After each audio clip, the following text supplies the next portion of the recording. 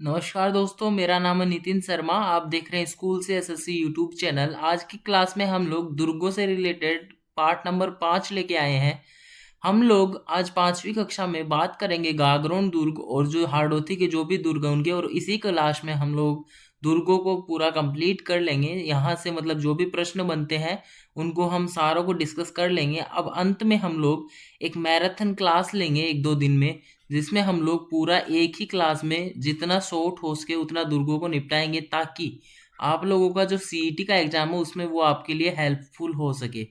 चलिए, उससे पहले मैं आपको बता देता हूँ कि ये जो क्लास होने वाली है ये किन किन एग्जाम्स के लिए इम्पोर्टेंट होने वाली है। तो देखिए, सबसे पहले तो जो भी ऑल राजस्थान की जो भी एग्जाम्स है कि पूरे राजस्थान में जिनमें ये टॉपिक आता है, ठीक है, जो भी एक दुर्गों का टॉपिक है ये आता है, उनके लिए यूजफुल होगी। दूसरी दो स्पेशल एग्जाम है जिनके लिए तो आपको इसको बिल्कुल भी मिस नहीं करना चाहिए। तो पहली एग्जाम आएगी हमारी सीईटी की, जो कि कुछ ही दिनों में होने वाली है। और अगर आपने कुछ नहीं पढ़ा है तो भी आप इस चैनल से सीईटी पास कर सकते हैं, क्योंकि सीईटी में केवल 40% मार्क्स चाहिए, और आपको भी पता है कि राजस्थान जीके के बगैर सीईटी पास नहीं होने वाली है। दूसरी हमारी जो एग्ज़ाम आती है वो आएगी एनिमल अटेंडेंट की एग्ज़ाम, ठीक है, जो कि राजस्थान में होने वाली है 1 से 3 दिसंबर के बीच में। तो आपको भी पता है, जब से सिलेबस चेंज हुआ है तो जीके का वेटेज बहुत ज़्यादा ही बढ़ गया है, और लगभग 80 प्रश्न मेरे को लग रहा है कि इसमें 80 से ज़्यादा ही पूछेगा और जीके के प्रश्न पूछे जाएंगे राजस्थान जीके के। तो आपके लिए जीके इतना इम्पोर्टेंट है ना कि ये ही आपको सिलेक्शन दिलवाएगा और यही आपको सिलेक्शन से बाहर कर देगा। तो अगर आप इन दोनों एग्जाम्स की तैयारी करते हैं तो आपको ये क्लास बिल्कुल भी मिस नहीं करनी चाहिए। और इसके बाद में जो नेक्स्ट क्लास होगी उसको आप बिल्कुल मिस मत करना, क्योंकि उसमें मैं आपको पूरे दुर्ग एक ही मैराथन क्लास में पूरे 2 या 3 घंटे की क्लास में पूरे दुर्ग समझा दूंगा। साथ ही में हम लोग या तो उसी क्लास में करेंगे, वरना एक अलग से वीडियो लेके आएंगे, उसमें हम लोग पूरा प्रैक्टिस करेंगे जितने भी प्रीवियस ईयर के क्वेश्चंस हैं, मतलब आरपीएससी और कर्मचारी बोर्ड ने जो भी पूछ रखे हैं वो सारे क्वेश्चंस के हम लोग उस वीडियो में चर्चा करेंगे। और पूरा एकदम जो पार्ट है हमारा, क्योंकि इससे ना आप लोगों को भी पता है कि 2 से 3 क्वेश्चन तो पक्का पक्का पूछे ही जाते हैं। तो 2-3 क्वेश्चन अगर आपके सही हो जाते हैं ना तो वो आपको काफ़ी हेल्पफुल होते हैं। चलिए, हम लोग अभी फालतू की बातें छोड़ते हैं और अपना टॉपिक पढ़ते हैं। और आज का हमारा जो टॉपिक है वो है गागरोन का किला। मतलब और भी पढ़ेंगे, लेकिन फिलहाल का जो टॉपिक है वो है गागरोन का किला। इरेज करते हैं सब चीज़ें। चलिए, हम लोग आज गागरोन का किला पढ़ते हैं, और इस किले में हम लोग सबसे पहले वो ही चीज़ देखेंगे जो हम सब दुर्गों में देखते हैं, कि सबसे पहले ये स्थित कहाँ पे है। देखिए, ये जो किला है ये झालावाड़ में स्थित एक किला है। कहाँ पे है? झालावाड़ में। दूसरी चीज हम लोगों ने सभी दुर्गों में पढ़ी है कि श्रेणियां। तो जो गागरोन का किला है वो राजस्थान का जल दुर्ग है एक, ठीक है, राजस्थान का जल दुर्ग है। 1 मिनट, थोड़ा करेक्ट करते हैं, गलत लिखा जाएगा तो आप तो समझ जाओगे, लेकिन फिर जब रिवीजन करेंगे आप तो समझ में नहीं आएगा। जल दुर्ग क्यों है ये? क्योंकि ये एक राजस्थान में नदी बहती है आहू, और दूसरी जो नदी है वो है काली सिंध, ठीक है, काली सिंध। इन दोनों नदियों के किनारे संगम पर स्थित है, मतलब ठीक है। आहू और काली सिंध नदी के संगम पर कौन सा किला बना हुआ है? गागरोन का किला। चलिए आगे चलते हैं, और आगे हम लोग देखते हैं दुर्ग का निर्माण। तो इसका जो निर्माण आता है वो इतिहासकार बताते हैं कि डोड परमारों ने करवाया था। इसका निर्माण डोड परमारों द्वारा करवाया गया था, इसीलिए गागरोन को डोडगढ़, डोडगढ़ या फिर धुल्लरगढ़ भी कहते हैं, ठीक है। गागरोन को क्या क्या कहते हैं? डोडगढ़ या फिर धुल्लरगढ़ भी, ठीक है। आई होप आपको समझ में आया होगा, इसमें कोई डाउट नहीं होगा। देखिए, आपको अगर कुछ डाउट आता है तो आप लोग मुझे ना कमेंट सेक्शन में बता दीजिए, और कमेंट में आपका जो सॉल्यूशन है वो आपको मिल जाएगा। अगर वहीं वहाँ पे भी अगर कुछ नहीं होता है तो मैं आपको किसी ग्रुप में, चैनल का एक ग्रुप बना लेंगे हम लोग स्पेशल अलग, और वहाँ पे डाउट आप लोग सेंड कर सकते हैं। वहाँ पे हम लोग पूरा डिस्कस करेंगे, और डिस्कशन के साथ जो चीज़ें पढ़ी जाती हैं वो कभी नहीं भूली जाती, ठीक है। तो आप लोग चैनल को सब्सक्राइब कर लीजिए, बेल आइकन को ऑल पे सेलेक्ट कीजिए, ताकि जब भी वीडियोस आए आपको सबसे पहले पता चले। और हाँ, एक चीज़ और, अगर वीडियो आपको जरा भी हेल्पफुल लगे तो इसको अपने फ्रेंड्स के साथ में शेयर कर दीजिए, ताकि उनकी तैयारी भी सुदृढ़ हो सके। चलिए, हम लोग आगे पढ़ते हैं गागरोन के बारे में। गागरोन का जो हमने और अन्य नाम है डोडगढ़ और धुल्लरगढ़, ये हमने देख लिए हैं। अब हम लोग देखते हैं कि गागरोन पर चौहान कुल कल्पद्रम के अनुसार क्या कहा गया है, कि चौहान कुल चलिए हम लोग अब देखते हैं कि गागरोन जो किला है उसके जो भी साक्य वगैरह हुए या जो भी ऐतिहासिक घटनाएं उनकी चर्चा करते हैं। तो अब हम लोग बात करेंगे ऐतिहासिक घटनाओं की। चलिए सबसे पहले हम देखते हैं कि गागरोन का प्रथम शाखा कब हुआ। तो गागरोन का प्रथम जो शाखा है वो 1423 ईस्वी में हुआ था और होशंग शाह ने आक्रमण किया था। होशंग शाह कहाँ से थे? मालवा के होशंग शाह थे। होशंग शाह के आक्रमण के दौरान शासक थे अचल दास खींची, अचल दास खिंची। ठीक है, अचलदास खींची ने क्या किया था? केसरिया किया था और गागरोन का जो प्रथम शाखा है वो यहाँ पे हुआ था। ठीक है, अचलदास खींची ने केसरिया किया था। ठीक है, कब हुआ था ये आपको डेट याद रखनी है क्योंकि हिस्ट्री में भी हम लोग जो झालावाड़ का राजवंश है और जो गागरोन का किला है इसके बारे में पढ़ेंगे तो यहाँ के साक्य हम लोगों को पढ़ने होंगे। ठीक है, चलिए आगे चलते हैं और दूसरा जो इसका शाखा हुआ था दुर्ग का उसके बारे में देखते हैं। तो 1444 में मालवा से ही आक्रमणकारी आते हैं और उनका नाम है महमूद खिलजी प्रथम। ठीक है, इन्होंने आक्रमण किया था पालहणसी और पालहणसी के आक्रमण के दौरान पालहणसी ने किया था केसरिया और गागरोन दुर्ग का दूसरा साका हुआ था। ठीक है, तो टोटल गागरोन दुर्ग में 2 साके हुए हैं, पहला अचलदास खिंची के काल में और दूसरा पालहणसी के समय। ठीक है, एक चीज और आप लोग यहाँ पे याद रखना कि जब 1423 में साका हुआ तो 1437 में गागरोन के प्रशासक दिल शाह को हराकर, गागरोन का जो प्रशासक था होशंग शाह ने जिसको बनाया था दिल शाह को, ये प्रशासक था, इसको हराकर पालन सिंह ने अधिकार कर लिया था। फिर दूसरा जो साका हुआ वो 1444 में हुआ था। ठीक है, इसी क्रम में आप लोग चीजों को याद रखेंगे तो आप भूलेंगे नहीं और ज्यादा समय तक याद रख पाएंगे। ठीक है, तो आपको क्या याद रखना है कि जब 1423 का सबसे पहला जो साका है वो हुआ था अचलदास खींची के समय, उसके बाद में 1437 ईस्वी में दिल शाह को पराजित करके पालहण सिंह ने क्या किया था? अधिकार वापस कर लिया था दुर्ग पे। फिर 1444 में मालवा से ही आक्रमणकारी आते हैं, कौन? महमूद खिलजी प्रथम, और इन्होंने पालन सिंह को पराजित किया था, मतलब पालन सिंह ने केसरिया किया था और जो गागरोन दुर्ग का दूसरा साका है वो यहाँ पे संपन्न होता है। महमूद खिलजी ने क्या किया? दुर्ग का नाम परिवर्तित कर दिया। हम लोग नेक्स्ट स्लाइड में चलते हैं और वही बात करेंगे। महमूद खिलजी ने क्या किया? दुर्ग का नाम क्या रख दिया? दुर्ग का नाम रखा मुस्तफाबाद। ठीक है, याद रखिएगा महमूद खिलजी ने जब 1444 में गागरोन का मतलब आक्रमण किया और वहां पे साका हुआ तो नाम महमूद खिलजी ने क्या रख दिया था? मुस्तफाबाद रख दिया था। दुर्गों के नाम बहुत इंपॉर्टेंट होते हैं, पूछे जाते हैं। मैंने आपको पहले भी बताया है कि चित्तौड़ का जो नाम है वो क्या रखा था। आप लोग मुझे बताइए, अगर आपने पिछली क्लासेस देखी होंगी तो बताइए। अगर आपने पिछली क्लासेस नहीं देखी तो अभी आप जब लोग मोबाइल को अपने पोर्ट्रेट मोड में करेंगे तो यहाँ पे आपको चैनल का एक बेल आइकन दिखेगा, मतलब चैनल का लोगो दिखेगा, यहाँ पे सब्सक्राइब बटन दिखेगा। आप लोग चैनल पे विजिट करेंगे, इतना तो आपको पता ही होगा, यूट्यूब चलाते हैं तो चैनल पे विजिट करेंगे तो आपको वीडियोस वाले सेक्शन में मेरी सारी वीडियोस दिख जाएंगी जिसमें हमने 5 टोटल पार्ट बनाए हैं दुर्गों के और 5 पार्ट्स में हमने पूरे दुर्ग पढ़ रखे हैं राजस्थान के। तो वहां से आप लोग वीडियोस को देख सकते हैं और अपना जो टॉपिक है वो कंप्लीट कर सकते हैं। लेकिन हाँ, इसके बाद में जाना, क्योंकि इसमें ऐसा कुछ है नहीं कि हम लोग पिछली चीज़ों को ज़्यादा कुछ रिलेट करने नहीं वाले हैं, तो आराम से इस वीडियो को देख सकते हैं आप लोग। चलिए आगे बात करते हैं। आगे बात करें तो हम लोग अब देखते हैं गागरोन दुर्ग के दर्शनीय स्थल। दर्शनीय स्थलों में बात करें तो सबसे पहला जो आता है इसका परकोटा। जालिम सिंह ने गागरोन दुर्ग का परकोटा बनवाया था, तो इसके परकोटे को क्या बोलते हैं? जालिम कोट। ठीक है, दूसरी चीज हम लोग देखें तो दूसरी चीज यहाँ पे आती है संत पीपा की छतरी। संत पीपा की छतरी कहाँ स्थित है? गागरोन दुर्ग में स्थित है। देखिए गागरोन का जो दुर्ग है उसमें कोटा रियासत की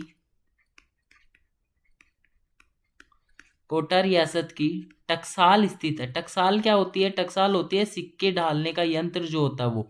कोटा रियासत के सिक्के कहाँ डाले जाते थे? गागरोन में। ठीक है, आगे हम लोग बात करें तो आगे हम लोग देखते हैं यहाँ पे एक मंदिर स्थित है, मधुसूदन मंदिर। मधुसूदन मंदिर स्थित है, तो इसका निर्माण किसने करवाया था? दुर्जन साल ने मधुसूदन मंदिर का निर्माण करवाया था। ठीक है, अब आपको एक लास्ट चीज एक दो याद रखनी है, वो क्या है? सबसे पहले तो यहाँ पे जो दरवाजा है वो बुलंद दरवाजा स्थित है यहाँ पे। ये बुलंद दरवाजा बनाया किसने था? औरंगजेब ने। ठीक है, औरंगजेब ने बुलंद दरवाजा बनवाया था। अब यहाँ पे संत मीठे शाह की दरगाह है। संत मीठे शाह की दरगाह स्थित है। चलिए एक बार फिर से रिवाइज करते हैं फटाफट से। यहाँ की दर्शनीय स्थलों के बारे में अगर हम लोग चर्चा करें तो दर्शनीय स्थलों में सबसे पहले परकोटे की बात करें तो जालिम सिंह के द्वारा निर्मित होने के कारण यहाँ के परकोटे को हम लोग जालिम कोट कहते हैं। दूसरा, यहाँ पे संत पीपा की छतरी स्थित है।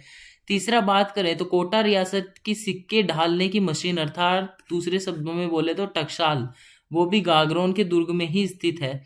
और अगली बात करें तो यहाँ एक मंदिर है मधुसूदन मंदिर, इसका निर्माण दुर्जन साल ने करवाया था और ये मधुसूदन मंदिर भी गागरोन के दुर्ग में ही स्थित है। आगे बात करें तो यहाँ औरंगजेब के द्वारा निर्मित एक बुलंद दरवाजा स्थित है।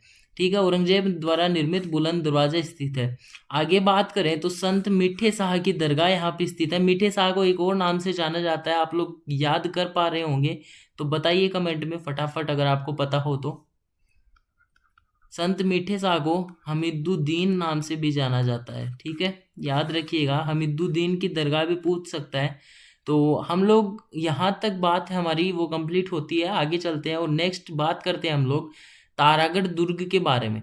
देखिए तारागढ़ दो दुर्ग हैं। तारागढ़ एक तो अजमेर में भी है, ठीक है, और एक बूंदी में भी है। लेकिन यहाँ पे हम लोग अजमेर वाले दुर्ग की बात नहीं करेंगे। यहाँ पे हम बूंदी के तारागढ़ दुर्ग के बारे में पढ़ने वाले हैं, तो हम लोग कोष्टक में लिख देते हैं बूंदी। ठीक है, तारागढ़ दुर्ग बूंदी के हम लोग इस क्लास में यहाँ पे चर्चा करने वाले हैं। आगे हम लोग पढ़ेंगे तारागढ़ दुर्ग अजमेर के बारे में भी। लेकिन खैर यहाँ पे हम लोग देखते हैं तो इसका जो निर्माण है वो किसने करवाया था? बरसिंह हाड़ा ने निर्माण करवाया था। निर्माण करवाया था बरसिंह हाड़ा ने। अब आगे बात करें तो एक कथन आता है किसका? रुडयार्ड किपलिंग का एक कथन आता है। रुडयार्ड किपलिंग का कथन आता है। क्या कथन है? इन्होंने कहा है कि इस दुर्ग का निर्माण किन्होंने करवाया? भूत प्रेतों के द्वारा हुआ है। भूत प्रेतों के द्वारा हुआ है। आई होप आपको यहाँ तक कोई इश्यू नहीं होगा। अगर कोई डाउट हो तो आप कमेंट में मुझे बताइए, मैं वहीं क्लियर कर दूंगा। आगे हम लोग बात करें तो कर्नल जेम्स टोड ने यहाँ पे क्या किया? देखिए कर्नल जेम्स टोड ने यहाँ के जो महल है, तारागढ़ के जो राजमहल हैं, इनको श्रेष्ठ बताया है। श्रेष्ठ बताया है किनसे? अन्य जो राजमहल है।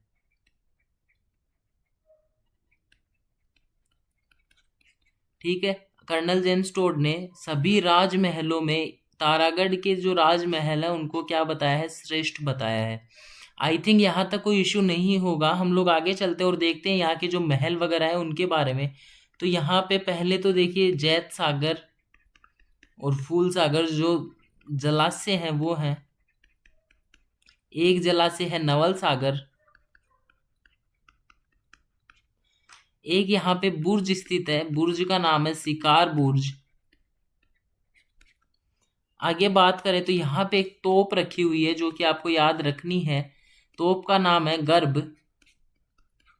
गुंजन तोप।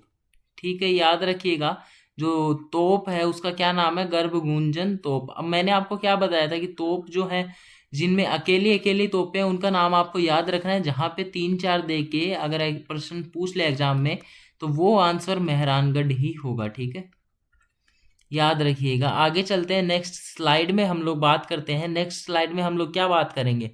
हम लोग देखेंगे कि जब खुर्रम ने अपने पिता जहांगीर के विरुद्ध विद्रोह किया था, खुर्रम ने क्या किया था? अपने पिता जहांगीर के विरुद्ध विद्रोह जब किया था तब बूंदी के रतन सिंह हाड़ा ने उन्हें शरण दी थी इसी दुर्ग में। ठीक है, रतन सिंह हाड़ा ने किनको शरण दी थी? खुर्रम को। ठीक है, ये याद रखिएगा। और हम लोग नेक्स्ट बात करते हैं। यहां तक आपको समझ में आया तो हम लोग नेक्स्ट बात करें। बताइए बताइए बताइए, समझ में आया हो तो। अब देखिए, हम इतिहास में एक घटना पढ़ेंगे जो कि राणा लाखा से संबंधित है। किन से संबंधित है? राणा लाखा से ये घटना संबंधित है। इसमें क्या हुआ था? राणा लाखा ने ना कसम इसमें क्या हुआ था कि राणा लाखा ने ना कसम खा ली थी कि जब तक मैं तारागढ़ बूंदी को नहीं जीतूंगा, अन्न जल ग्रहण नहीं करूंगा। और जीत भी नहीं पाए थे। और तो मंत्रियों ने दिमाग लगाया, उन्होंने एक मिट्टी का तारागढ़ दुर्ग बनवाया और कहा कि राणा लाखा जाएंगे और वहां पे जो एक दो लोगों को खड़ा कर दिया कि ये आत्मसमर्पण कर देंगे और लाखा जो है वो तारागढ़ जीत जाएंगे और फिर आराम से वो भोजन वगैरह कर सकते हैं और फिर आराम से योजना बनाकर जो असली तारागढ़ दुर्ग है उसको भी जीत पाएंगे। तो यहाँ पे जो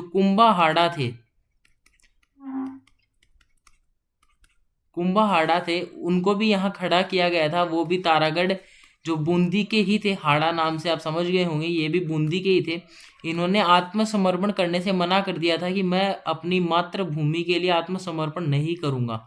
ठीक है। और जो राणा लाखा है उन्होंने कुंभा का वध किया था और फिर तारागढ़ को जीता था। तो ये कहानी किससे जुड़ी हुई है? ये कहानी भी तारागढ़ दुर्ग से ही जुड़ी हुई है। तारागढ़ यहाँ पे बूंदी वाले दुर्ग की बात हो रही है, याद रखिएगा, ये अजमेर वाला दुर्ग नहीं है। ठीक है। यहाँ पे हमारी तारागढ़ के बारे में बात होती है खत्म। आगे हम लोग देखते हैं शेरगढ़ का दुर्ग। देखिए, शेरगढ़ का जो दुर्ग है वो कहाँ पे स्थित है? सबसे पहले तो हम बात करें तो ये है बारां में। ठीक है, शेरगढ़ का दुर्ग बारां में स्थित है। और ये किस नदी के किनारे स्थित है? ये इंपॉर्टेंट है, मतलब छोटा दुर्ग है लेकिन प्रश्न ना पूछे जाते हैं इसके में, जो नदी का नाम है ना ये पूछा जाता है। तो तारागढ़ जो, माफ कीजिए, जो शेरगढ़ दुर्ग है ये परवन नदी के किनारे स्थित है। परवन नदी के किनारे। आई होप आपको समझ में आया होगा। और इस दुर्ग को ना एक अन्य नाम से भी जाना जाता है। इस दुर्ग को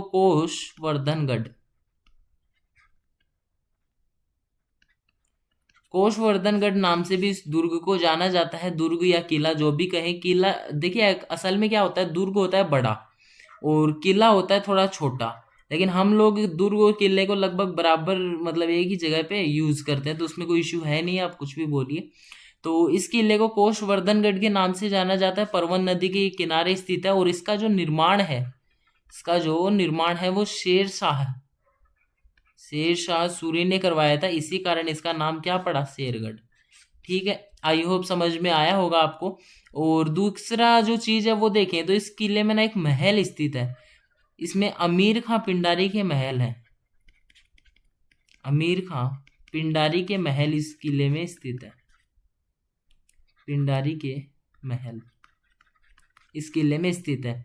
चलिए, यहाँ पे हमारा जो शेरगढ़ दुर्ग है वो खत्म होता है। हमें कुछ ज्यादा याद नहीं रखना है शेरगढ़ के बारे में। शेरगढ़ में हम लोग चर्चा करेंगे कि सिर्फ यहाँ पे एक तो बारां में स्थित है, दूसरा परवन नदी के किनारे स्थित है और इसे कोषवर्धनगढ़ के नाम से जाना जाता है। शेरशाह सूरी ने पुनर्निर्माण करवाया, इसीलिए शेरगढ़ नाम पड़ा। और जो अंतिम चीज है वो आपको याद रखनी है कि अमीर खां पिंडारी की जो महल है वो भी कहाँ पे स्थित है? वो भी शेरगढ़ के किले में ही स्थित है। ठीक है, चलिए हम लोग आगे चलते हैं और हमारा जो नेक्स्ट है वो देखते हैं। नेक्स्ट क्या है? कोटा का किला। तो बताइए ये कहाँ पे स्थित है? कोटा का किला कोटा में ही होगा। कोटा का किला है, इसका निर्माण किसने करवाया था? हम लोग यहाँ पे लिख लेते हैं निर्माण। चलिए बताइए, निर्माण किसने करवाया था? निर्माण करवाया था माधो सिंह ने। ठीक है, कोटा के किले का निर्माण माधो सिंह ने करवाया था। इस किले में एक हवेली स्थित है, जालिम सिंह की हवेली। जालिम सिंह की हवेली इसी किले में स्थित है। ठीक है। और बात करें तो और हमने देखा कि कर्नल जो जेम्स टोड है उन्होंने कोटा के किले की दीवार को सबसे मजबूत माना है। कर्नल जेम्स टोड केजेटी, इन्होंने क्या किया कि जो कोटा की दीवार है, कोटा का परकोटा है जिसको बोलते हैं हम लोग, इसको ना मजबूत माना है, स्ट्रोंगेस्ट। ठीक है, सभी दुर्गों में स्ट्रोंगेस्ट माना है। तो बस कोटा के किले में आपको ये तीन ही चीजें याद रखनी है कि निर्माण करवाया माधो सिंह ने, जालिम सिंह की हवेली स्थित है और कर्नल जेम्स टोड ने कोटा का जो परकोटा है उसको सर्वश्रेष्ठ माना है। आगे चलते हैं और आगे बात करते हैं शाहबाद का किला। देखिए, शाहबाद का जो किला है ये 12 जिले में स्थित है। ठीक है। और दूसरी चीज, यहाँ पे एक तोप स्थित है, इस तोप का क्या नाम है? नवल बाण तोप। नवल बाण तोप। नवल बाण तोप कहाँ है? शाहबाद का किला में। ठीक है, अब देखिए इस किले में औरंगजेब के सेनापति मकबूल ने जामा मस्जिद बनवाई थी। इसमें क्या हुआ, जो औरंगजेब है उसके एक सेनापति थे मकबूल, इन्होंने क्या करवाया? जामा मस्जिद का निर्माण करवाया। कहाँ? शेरगढ़ का किला 12 में जामा मस्जिद। ठीक है, आगे चलते और एक चीज और देखते हैं, इसमें हाथियों को पंख लगी प्रतिमा स्थित है। ठीक है, हाथियों को पंख लगी प्रतिमा स्थित है। अब यहां से प्रश्न नहीं पूछता, प्रश्न आता है कि इन प्रतिमाओं को क्या कहते हैं? अलल पंख। ठीक है, इतना ही बस इसमें याद रखना है। सारे छोटे छोटे दुर्ग हैं जो आपको इजीली याद हो जाएंगे। शाहबाद के किला सबसे पहली बात तो 12 में स्थित है, दूसरा नवल बाण तोप उसमें, तीसरा मकबूल कौन थे? औरंगजेब के सेनापति थे, उन्होंने जामा मस्जिद का निर्माण करवाया। और जो अंतिम चीज है वो है कि यहाँ पे हाथियों को पंख लगी प्रतिमा स्थित है, जिसे हम लोग अलल पंख कहते हैं। आगे चलते हैं और आगे बात करते हैं हमारे उस दुर्ग के बारे में जिसकी चर्चा हम लोग इतनी देर से करना चाहते थे, वो है तारागढ़ दुर्ग। तारागढ़ ये अब बूंदी वाला नहीं है, ये है अब अजमेर वाला। चलिए, तो बात करें तो सबसे पहले ये अजमेर में स्थित है, ये चीज हमने देख ली। तो हम लोग बात करेंगे इसकी श्रेणी के बारे में। तो श्रेणी क्या है? ये देखिए, पहाड़ी पे स्थित होने के कारण इसे गिरि दुर्ग या फिर हम लोग इसे पार्वत दुर्ग भी कहते हैं। ठीक है, और ये बीठली पहाड़ी पर स्थित है, बीठली पहाड़ी पर। इस दुर्ग का जो निर्माण है वो 1113 ईस्वी में अजयराज चौहान ने किया था, और अजमेर में चौहान वंश की स्थापना की थी। ठीक है, इसके उपनाम है बीठली पहाड़ी पे स्थित होने, ये गढ़ बीठली पहाड़ी पर स्थित होने के कारण इसका जो उपनाम है वो एक तो गढ़ बीठली पड़ गया। ठीक है, और जो दूसरा इसका उपनाम है वो हो जाएगा राजपुताने की कुंजी। अब ये क्यों हुआ देखिए,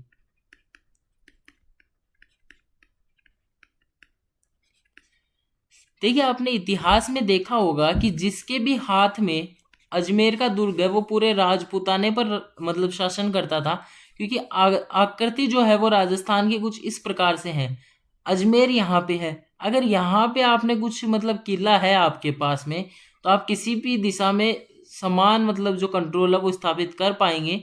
और देखा जाए तो अंग्रेज जो थे उन्होंने भी अजमेर में ही अपनी चीफ कमिश्नरी बनाई थी। हथियारों का जो मतलब कारखाना, हाँ कारखाना नहीं, हथियारों का जो मतलब संग्रहालय बोलते हैं क्या उसको, वो भी अंग्रेजों का यही अजमेर में ही था। और जो चौहान थे जिस टाइम पे अजमेर से संबंधित थे, तो वो भी एक पावरफुल डायनेस्टीज थी। ठीक है, तो इसी प्रकार जिनका भी अजमेर में शासन रहा उन्होंने पूरे राजपुताने पर राज किया। तो चलिए आगे देखते हैं, इसी कारण से इसको ना राजपुताने की कुंजी कहा जाता है। आगे चलते हैं, तो गोपीनाथ शर्मा के अनुसार उड़ना राजकुमार पृथ्वीराज सिसोदिया ने इस दुर्ग में कई भवनों का निर्माण करवाया। किसने करवाया? पृथ्वीराज सिसोदिया। पृथ्वीराज सिसोदिया, इन्होंने क्या किया? यहाँ पे अनेक भवनों का निर्माण करवाया, और इनकी पत्नी थी एक तारा देवी, और इनके नाम पे ही ये दुर्ग का जो नाम है वो तारागढ़ पड़ा।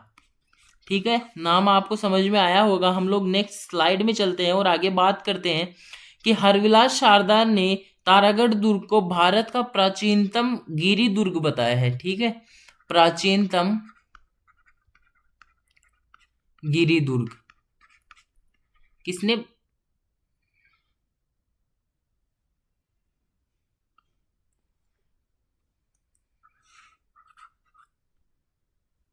प्राचीनतम गिरि दुर्ग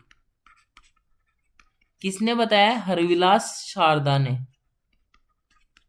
हरविलास शारदा ने। ठीक है, आगे बात करें तो लॉर्ड विलियम बेंटिंग ने इस दुर्ग को दूसरा जिब्राल्टर कहा है। दूसरा जिब्राल्टर। बस कथन ही इस दुर्ग के बारे में ज्यादा पूछे जाते हैं। तो हमने पहला देखा कि गोपीनाथ शर्मा ने बताया पृथ्वीराज सिसोदिया ने अपनी रानी के नाम पे, अपने पत्नी तारा देवी के नाम पे इस दुर्ग का जो नाम है वो तारागढ़ रखा था। और फिर हमने देखा कि हरविलास शारदा ने तारागढ़ दुर्ग को भारत का प्राचीनतम गिरी दुर्ग बताया है। तीसरी चीज हमने देखी कि दूसरा जिब्राल्टर किसने कहा है, लॉर्ड विलियम बेंटिंक ने दूसरा जिब्राल्टर कहा है। अब हम लोग देखेंगे बिशप हैबर के बारे में। बिशप हैबर, इन्होंने ना कुछ घुमा फिरा के सी बात कह दी, ठीक है, लंबी चौड़ी सी बात, कि यदि यूरोपीय तकनीक अपनाई जाए व इस किले का पुनर्निर्माण किया जाए तो ये दूसरा जिब्राल्टर बन सकता है। लॉर्ड विलियम बेंटिंक ने तो बना ही दिया, और बिशप हेबर ने क्या कहा कि यदि यूरोपीय तकनीक अपनाई जाए, ठीक है, तो ये दूसरा जिब्राल्टर बनेगा। इन्होंने रख दी शर्त, ठीक। तो इनमें कुछ मतलब इतना ज़्यादा आपको डिफिकल्ट है नहीं, इनको रटना ही है, तो आप लोग बार बार पढ़ेंगे तो याद हो जाएगा। नेक्स्ट चलते हैं हम लोग। जो रूठी रानी थी, रूठी रानी, रूठी रानी कौन थी, उनका नाम बताइए। उमादे। उमादे इसी दुर्ग में रही थी, ठीक है। रूठी रानी, एक मिनट, क्या हो गया, हाँ, रूठी रानी है जो है उमादे, वो इसी दुर्ग में रही थी। एक इरेज नहीं हो रहा जी। देखिए रूठी रानी जो है उमादे, वो इसी दुर्ग में रही थी, ठीक है। आगे बात करें तो आगे उत्तराधिकार जब संघर्ष हुआ था तो दारा शिको इसी दुर्ग में शरण लेता है, ठीक है। दारा शिको ने भी यहीं पे शरण ली थी। यहाँ पे ना 14 विशाल बुर्ज हैं,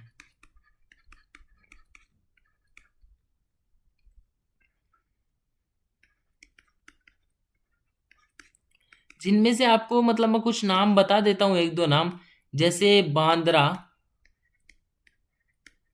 दूसरा जैसे हो गया घूंघट, तीसरा हो गया गुगड़ी, एक हो गया फूटी बुर्ज। इसी प्रकार से कुल 14 बुर्ज हैं जिनके नाम आपको नहीं याद रखने, बस याद रखना है किस दुर्ग में है। तो ये तारागढ़ अजमेर दुर्ग में है, ठीक है।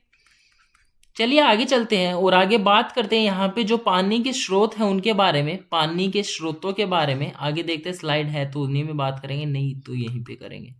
देखिए पानी के जो स्रोत है वो यहाँ पे एक तो इब्राहिम झालरा है, इब्राहिम झालरा। दूसरा यहाँ पे नाना साहब का झालरा है।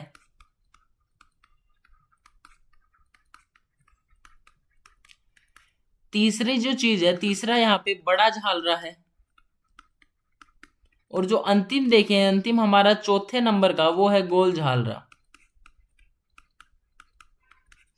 ये जो चार पानी के जो स्रोत हैं वो तारागढ़ अजमेर दुर्ग में स्थित है, ठीक है। चारों की चारों आपको याद रखने हैं, इब्राहिम झालरा, नाना साहब का झालरा, बड़ा झालरा और गोल झालरा, ठीक है। यहाँ पे ना एक दरगाह स्थित है, किसकी दरगाह है, मीरान साहब की, मीरान साहब की दरगाह। यहाँ पे मीरान साहब की दरगाह स्थित है।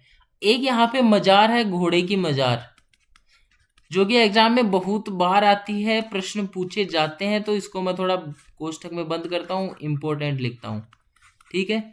आप लोग अलग से मतलब जो इंपॉर्टेंट लिखो वो कॉपी के बैक पेज पे लिख लिए कीजिए, ताकि रिवीजन करें तो आप इन चीजों को पक्का मतलब याद रख सकें। घोड़े की मजार जो है वो तारागढ़ दुर्ग में स्थित है। आगे चलते हैं, आगे हम अपना नेक्स्ट दुर्ग देखेंगे, वो है मैगनीज दुर्ग।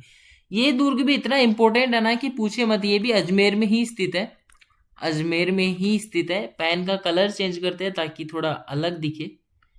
अजमेर में ही स्थित है, इसे हम लोग मैगनीज दुर्ग कहते हैं, ठीक है, ये मैंने नाम लिख दिया। दूसरा इसे अकबर का किला कहते हैं, अकबर का किला भी कहते हैं।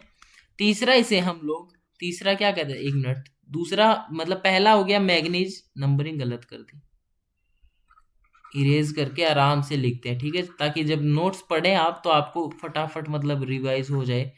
और जो तीसरा नाम है, इसको जो तीसरा है वो हम लोग बोलते हैं अकबर का, अकबर का दौलत खाना,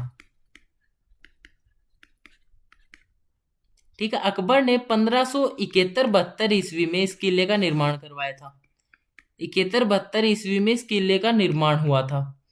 पूर्णतः मुगल शैली में बना, अकबर ने बनवाया तो मुगल शैली में ही बनेगा। पूर्णतः मुगल शैली में बना राजस्थान का वन एंड ओनली दुर्ग है, ठीक है। एक मिनट आराम से लिखते हैं।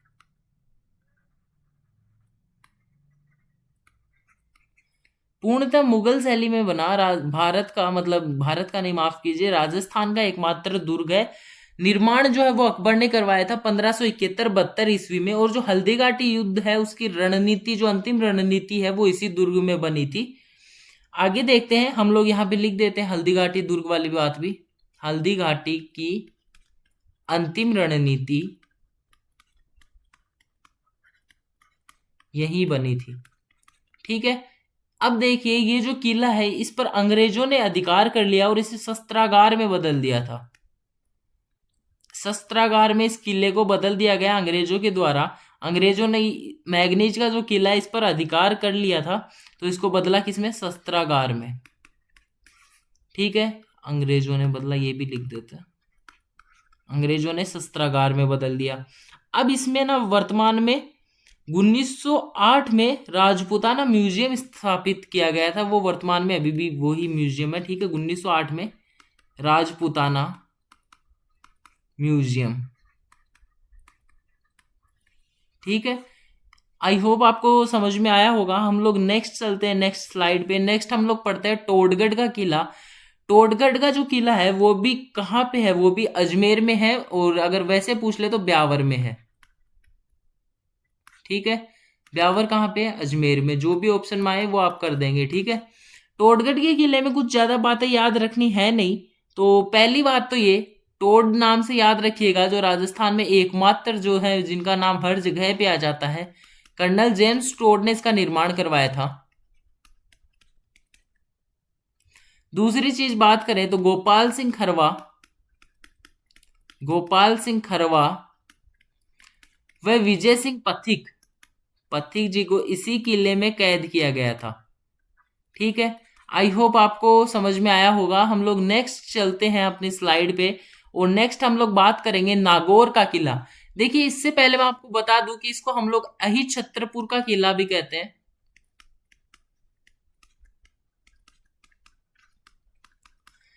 अहिछत्रपुर का किला भी कहते हैं। इस दुर्ग के बारे में एक विशेष घटना आती है कि इस दुर्ग के ऊपर, मतलब जो भी गोले दागे जाते थे ना, वो इसको बिना छुए ऊपर से निकल जाते थे। जी हाँ, जो भी गोले दागे जाते थे वो इसे बिना टच किए ऊपर से ही निकल जाते थे। तो आपने पढ़ा कि नागौर का जो किला है उसे हम लोग अहिछत्रपुर का किला भी कहते हैं, और ये कहाँ स्थित है? ये स्थित है नागौर में। अब निर्माण की बात करें तो इस किले का जो निर्माण है वो करवाया गया था 1144 ईस्वी में। सोमेश्वर चौहान के सेनापति थे, माफ कीजिए सामंत थे, सेनापति नहीं थे, केमास, इन्होंने इस दुर्ग का निर्माण करवाया था। किन्होंने? सोमेश्वर चौहान के सामंत कौन थे? केमास। तो केमास ने इस किले का, नागौर के किले का निर्माण करवाया था। इसकी जो श्रेणी है वो श्रेणी आती है धानवन दुर्ग। ठीक है, धानवन, या फिर हम इसे पारिक दुर्ग भी कह सकते हैं। पारिक बोले तो खाई हो जिसके चारों तरफ। ठीक है, शाहजहां ने क्या किया? अमर सिंह जो है, अमर सिंह, अमर सिंह को नागौर की जागीर दे दी। तो ये जागीर में मिला किला किसको? अमर सिंह को। किसने दिया? शाहजहां ने दिया। अमर सिंह राठौड़ की जो छतरी है, अमर सिंह की छतरी, वो भी इसी किले में बनी हुई है। किसमें? नागौर के किले में। 1570 में अकबर ने यहाँ पे नागौर दरबार लगवाया था, जो कि हम लोग हिस्ट्री में बहुत जगह पे पढ़ने वाले हैं। आगे बात करें तो यहाँ पे ना नागौर दरबार में अकबर ने क्या किया था? एक शुक्र तालाब का निर्माण करवाया था। शुक्र तालाब का निर्माण करवाया था, तो वो चीज आपको याद रखनी है। और 2007 में यूनेस्को ने इस किले को क्या दिया था? Award of excellence.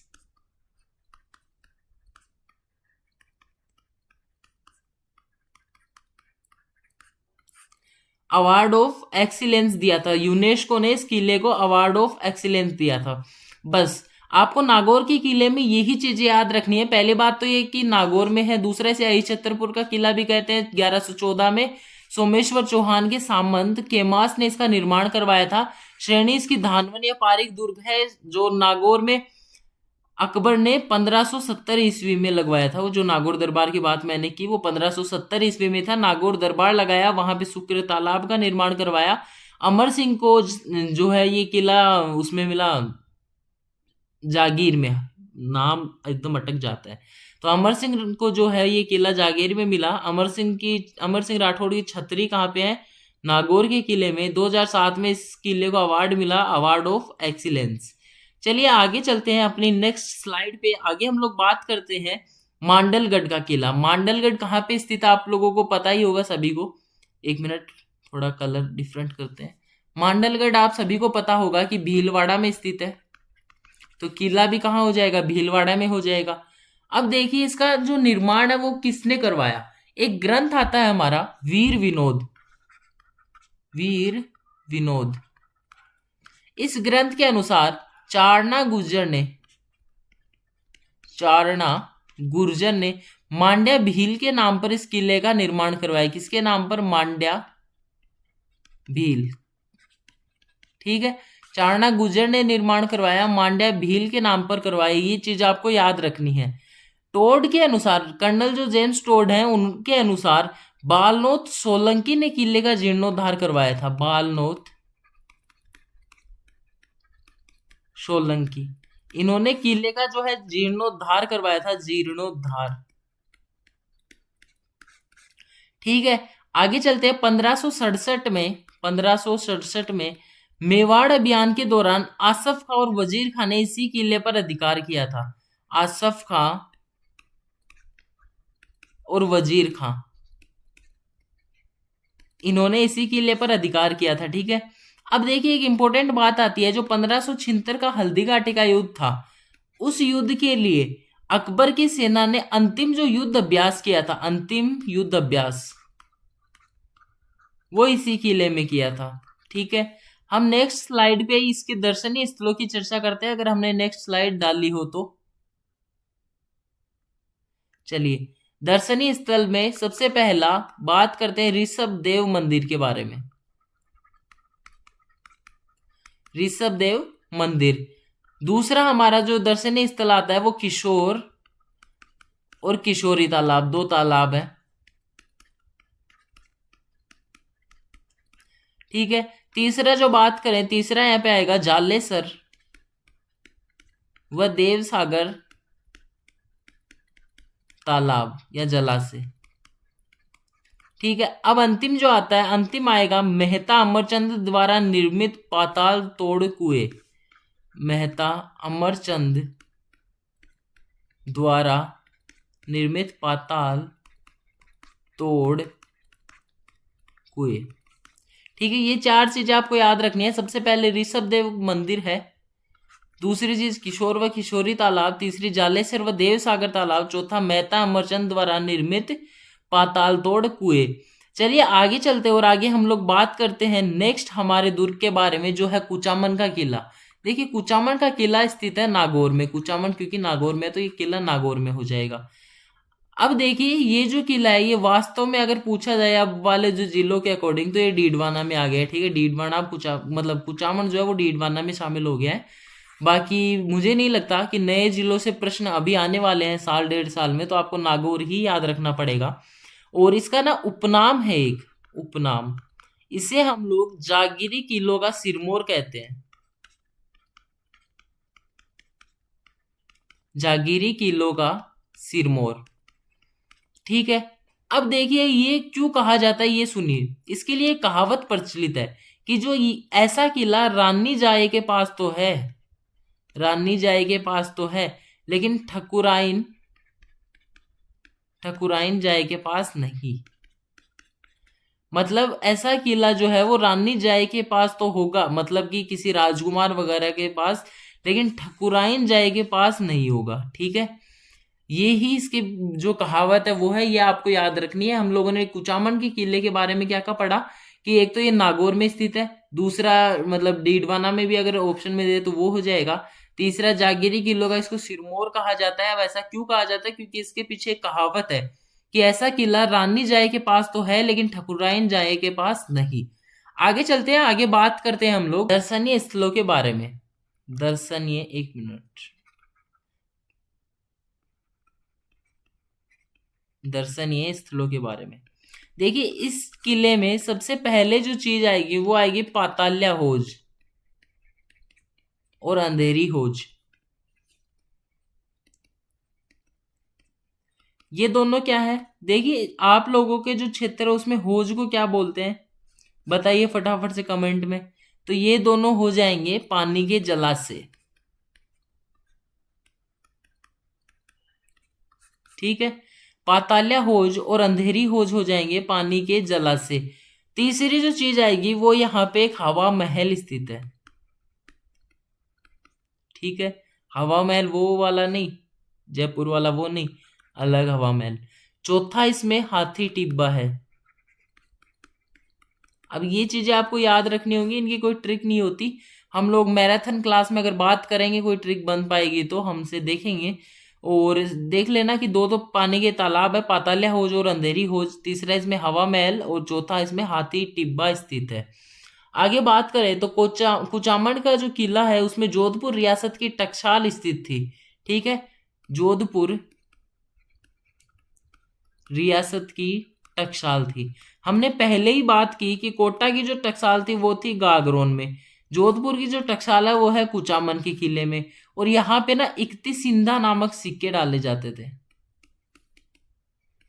जो जोधपुर के इक्तिसिंधा नामक सिक्के थे वो यहीं पे ढाले जाते थे, यहीं पे बनाए जाते थे कुचामन के किले में। चलिए हम लोग अब आगे देखते हैं। आगे हमारा है मेहरानगढ़ दुर्ग। अब टाइम लगभग कंप्लीट हो ही चुका है तो मैं सोच रहा हूँ बाकी के जो दुर्ग बच गए उन्हें मैं आपको नेक्स्ट क्लास में करवा दूं। नेक्स्ट क्लास में हम लोग मेहरानगढ़ से शुरू करेंगे और दुर्गों का जो चैप्टर है वो खत्म कर देंगे कल ही हम लोग। और हो सके तो कल ही एक मैराथन क्लास लेंगे, लाइव क्लास, जिसमें हम लोग बात करेंगे राजस्थान के सारे दुर्गों के बारे में, एक ही जगह एक ही वीडियो पे एक ही चैनल पर। ठीक है, तो चलिए मिलते हैं आप लोगों से कल एक और सेशन के साथ में। आगे हम लोग दुर्ग ही पढ़ने वाले हैं। वीडियो को लाइक कर देना अगर पसंद आई हो तो। और अगर आपको वीडियो जरा भी हेल्पफुल लगे, आपको लग रहा है कि आपकी तैयारी से और मजबूत हो जाएगी, तो चैनल को सब्सक्राइब कर देना और शेयर करना अपने दोस्तों के साथ में, ताकि वो भी अपने तैयारी को और ज़्यादा मजबूत कर सकें। मिलते हैं आपसे कल, तब तक के लिए धन्यवाद।